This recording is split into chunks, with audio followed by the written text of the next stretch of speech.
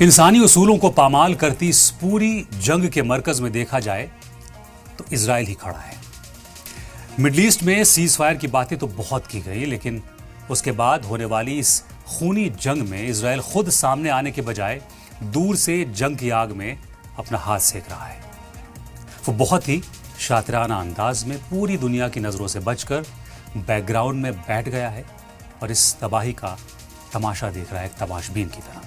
पूरी दुनिया की नजर इस वक्त अमेरिका और ईरान के टकराव पे लगी हुई है, जबकि इस पूरे फसाद की जड़ में मौजूद इजराइल बेहद खामोशी के साथ अपने असल मिशन की तरफ लगातार आगे बढ़ रहा है और अपने मंसूबों को अंजाम भी दे रहा है।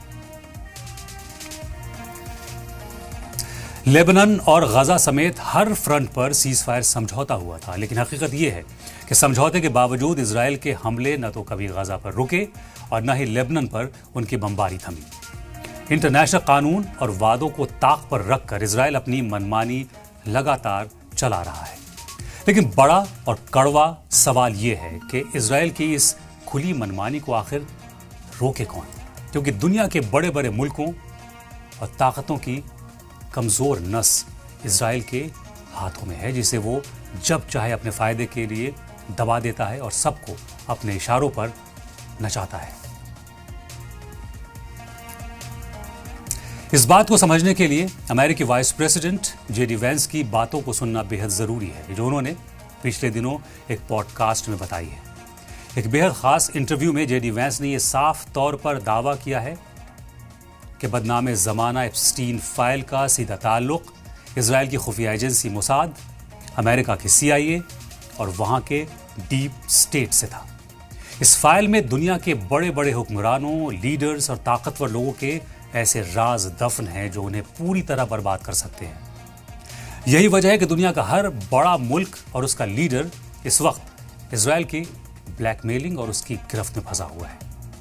ऐसी खौफनाक सूरत हाल में इजराइल के जुल्म के खिलाफ मुंह खोलने या उसके आगे खड़े होने की हिम्मत, जुर्रत आखिर कौन कर सकता है? यह है इजराइल की प्लानिंग, साजिश और सियासी चाल। पूरी दुनिया जानती है कि बड़े से बड़े तीरंदाज भी एक तीर से महज एक ही निशाना लगाते हैं, लेकिन इजराइल एक तीर से कितने निशाने लगाता है ये सिर्फ वही जानता है। उसकी साजिश और चालबाजी इतनी गहरी है कि वो ईरान के साथ चल रही इस मौजूदा जंग में रीजन के तमाम मुल्कों को घसीटने में पूरी तरह से कामयाब रहा है।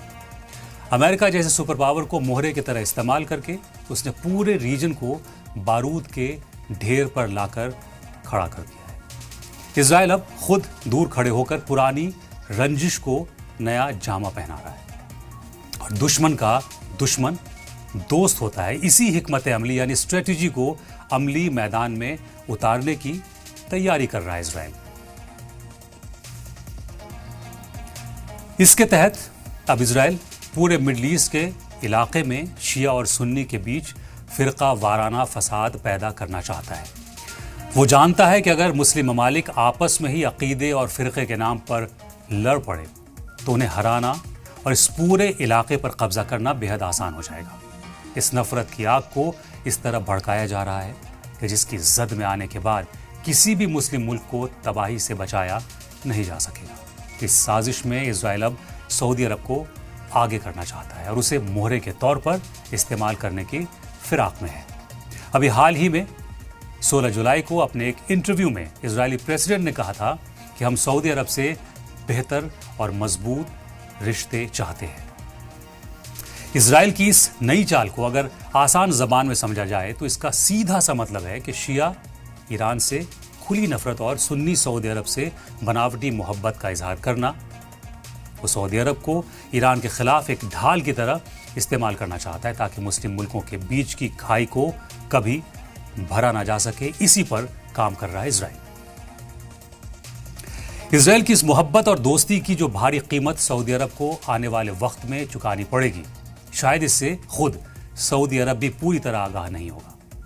उसकी दोस्ती के पीछे हमेशा एक बड़ा गहरा जाल बुना जाता है। अगर इजराइल अपनी इस चाल में कामयाब हुआ तो सऊदी अरब, लेबनान, इराक, बहरीन, कुवैत जैसे मुल्कों में जहां शिया मुसलमानों की बड़ी तादाद है, वहां बड़ा सिविल वॉर हो सकता है।